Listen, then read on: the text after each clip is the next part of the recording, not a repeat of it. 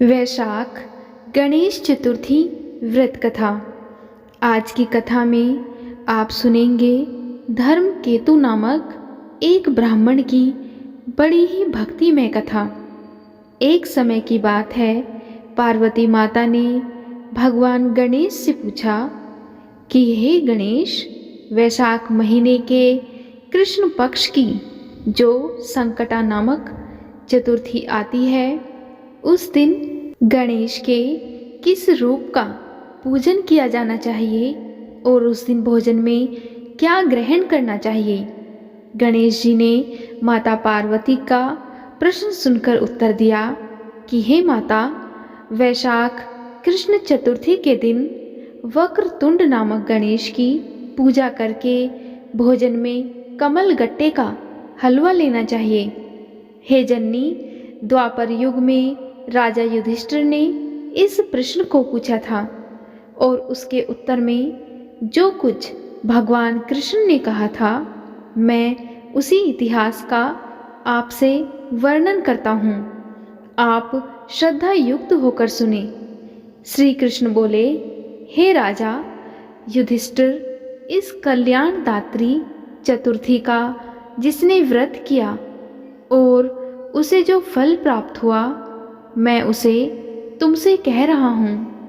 प्राचीन काल में एक रंती देव नामक प्रतापी राजा हुए हैं। जिस प्रकार आग तृण समूहों को जला डालती है, उसी प्रकार वे अपने शत्रुओं के विनाशक थे।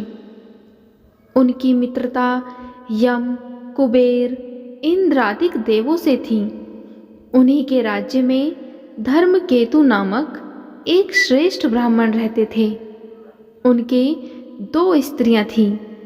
एक का नाम सुशीला और दूसरी का नाम चंचला था। सुशीला नित्य ही कोई न कोई व्रत किया करती थी। फलतः उसने अपने शरीर को दुर्बल बना डाला था।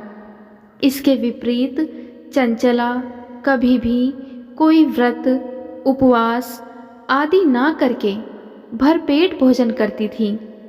इधर सुशीला को सुंदर लक्षणों वाली एक कन्या हुई और उधर चंचला को पुत्र रत्न की प्राप्ति हुई।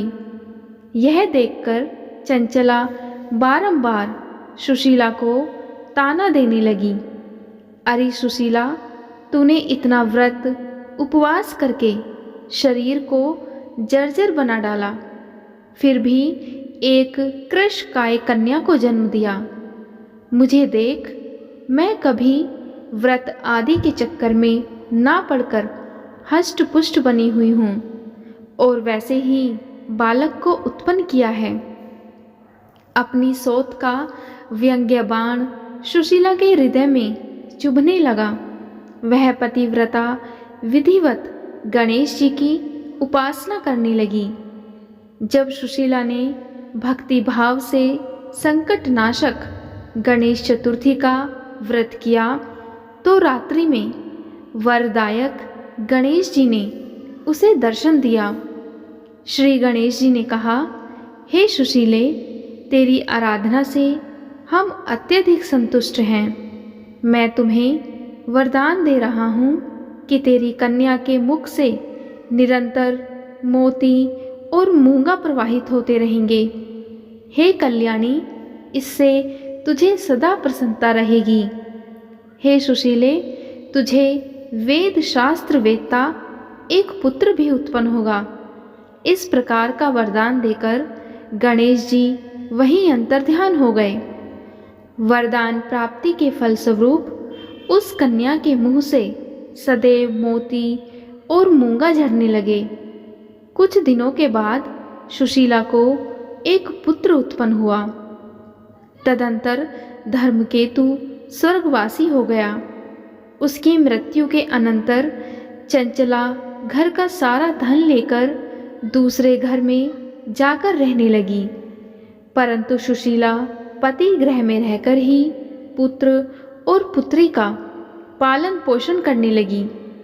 उस कन्या के मुंह से मोती मूंगा गिरने के फलस्वरूप सुशीला के पास अल्प समय में ही बहुत सा धन एकत्रित हो गया। इस कारण चंचला उससे ईर्ष्या करने लगी। एक दिन हत्या करने के उद्देश्य से चंचला ने सुशीला की कन्या को कुएं में ढकेल दिया। उस कुएं में गणेश जी ने उसकी रक्षा की और वह बालिका सकुशल अपनी माता के पास लौट आई। उस बालिका को जीवित देखकर चंचला का मन उद्विग्न हो उठा। वह सोचने लगी कि जिसकी रक्षा स्वयं ईश्वर करता है उसे कौन मार सकता है। इधर सुशीला अपनी पुत्री को पुनः प्राप्त करके प्रसन्न हो गई। पुत्री को अपनी छाती से लगाकर उसने कहा, श्री गणेश जी ने तुझे पुनः जीवन दान दिया है। अनाथों के नाथ गणेश जी ही हैं। चंचला आकर उसके पैरों में नतमस्तक हुई। उसे देखकर सुशीला जी के आश्चर्य का ठिकाना ना रहा। चंचला हाथ जोड़कर उससे कहने लगी कि हे बहन सुशीले, मैं बहुत ही पापिन और दुष्टा हूँ। आप मेरे अपराधों को क्षमा कीजिए।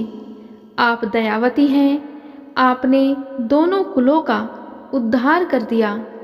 जिसका रक्षक देवता होता है उसका मानव क्या बिगाड़ सकता है। जो लोग संतों एवं सत्पुरुषों का दोष देखते हैं वे अपनी करनी से स्वयं नाश को प्राप्त होते हैं। इसके बाद चंचला ने भी उस कष्ट निवारक, पुण्यदायक, संकट नाशक गणेश जी के व्रत को किया। श्री गणेश जी के अनुग्रह से परस्पर उन दोनों में प्रेम भाव स्थापित हो गया। जिस पर गणेश जी की कृपा होती है उसके शत्रु भी मित्र बन जाते हैं। सुशीला द्वारा संकट नाशन गणेश चतुर्थी व्रत किए जाने के कारण ही उसकी सोच चंचला का हृदय परिवर्तन हो गया। श्री गणेश जी कहते हैं कि हे देवी, पूर्व काल का पूरा वृतांत आपको सुना दिया। इस लोक में इससे श्रेष्ठ विघ्न विनाशक कोई दूसरा व्रत नहीं है। श्री कृष्ण जी कहते हैं कि हे धर्मराज, आप भी विधि पूर्वक गणेश जी का व्रत कीजिए। इसके करने से आपके शत्रुओं का नाश होगा तथा अष्ट सिद्धियाँ और नवनिधियाँ आपके सामने करबद्ध होकर खड़ी रहेंगी। हे धर्मपरायण युधिष्ठिर, आप अपने भाइयों, धर्मपत्नी और माता के सहित इस व्रत को कीजिए। इससे थोड़े समय में ही आप अपने राज्य को प्राप्त कर लेंगे। प्रेम से बोलिए गौरी पुत्र गणेश की जय।